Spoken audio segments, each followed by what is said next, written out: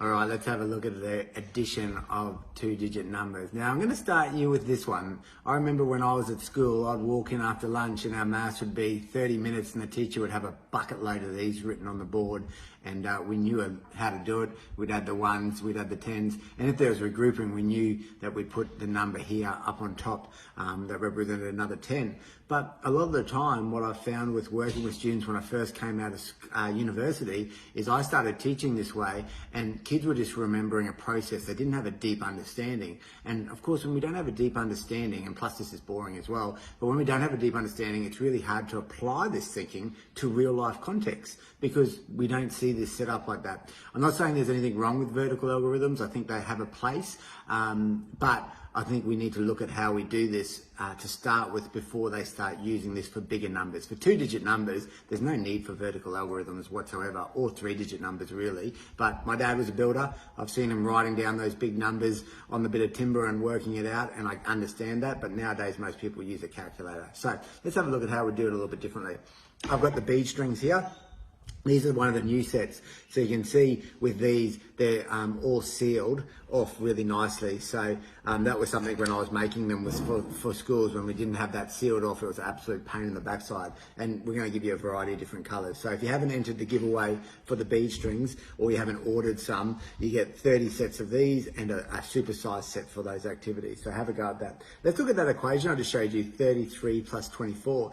It's really important, as you've seen in the videos, when I talk about this, we need to show students a variety of strategies so they can choose the most appropriate strategy. When I'm doing workshop with teachers, I always see when we look at an introduction to this, that certain teachers will have a certain way that they know that they're comfortable with. And then when they see a different strategy, like a change and fix strategy, they go, oh, that's a lot easier. I wasn't aware of that strategy. So we need to show students all these different strategies. And the other thing that's so great about showing students different strategies, it makes them think about things differently, and it has an element of problem solving to it, which is brilliant.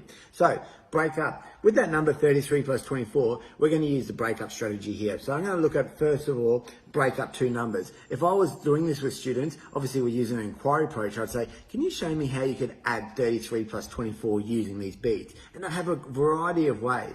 I would point out a student that was able to do this. I would use both ends. So look here.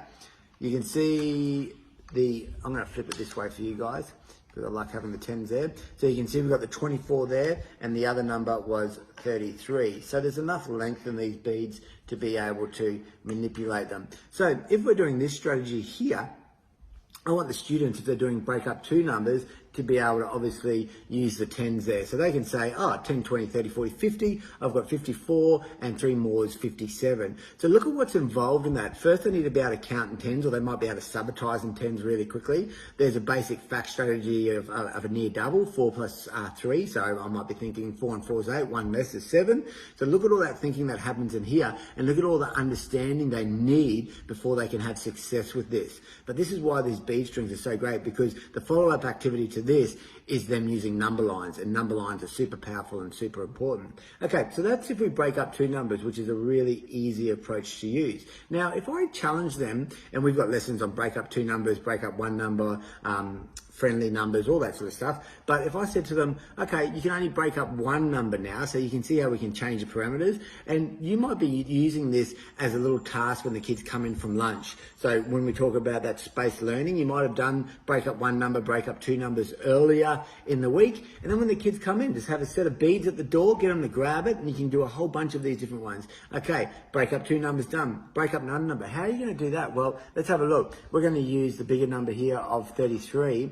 And we might get them to look at it, and they're going to obviously have a think and say, well, I'm going to add the 10s on first, and then I'm going to add the ones. So what makes it a little bit difficult with this is when they're using the bead strings, really great for break up two numbers. Okay, because you can quite clearly see that. Now, for some of these students, they might be able to see that there's 3 there. They might pull this down and go 10, 20, and then the 4 there, okay, so they can get it that way. Or they might do it a little bit differently. One of the ways that they might do it, and I'll start back with 33 over here, they might say 33, and they might try it exactly this way here and add the 20 and the 4 separate like that. So they'll say that, and then they'll be able to say, okay, there's 33, 43, 53, 53 plus 4. Now look at that, what I've done there, doing it that way. A little bit easier, but what's the difference? Well, they're going to have to skip count from any number, aren't they? So instead of being able to go 30, 40, 50, they're going, well, that's 33,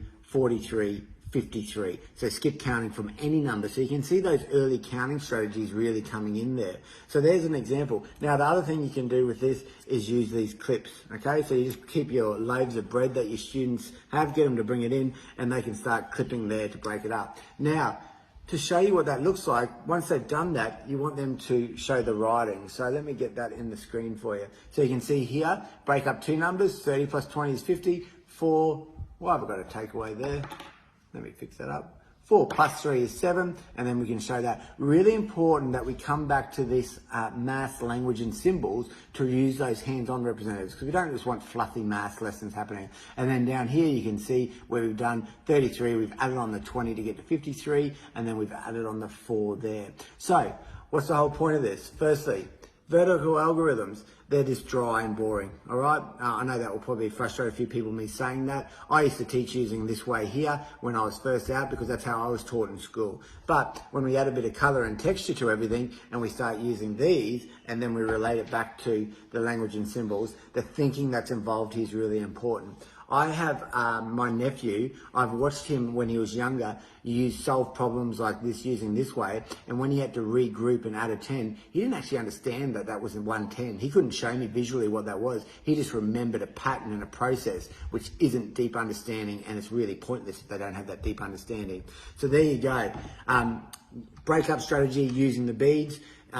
Really, really powerful tool. Use little activities like this after you've used one of our lessons as follow-up. The kids love it. There's lots of different ways of using these beads, and I'm going to show you a few more. I hope that helps with some thinking and also challenge you with some of your maths teaching.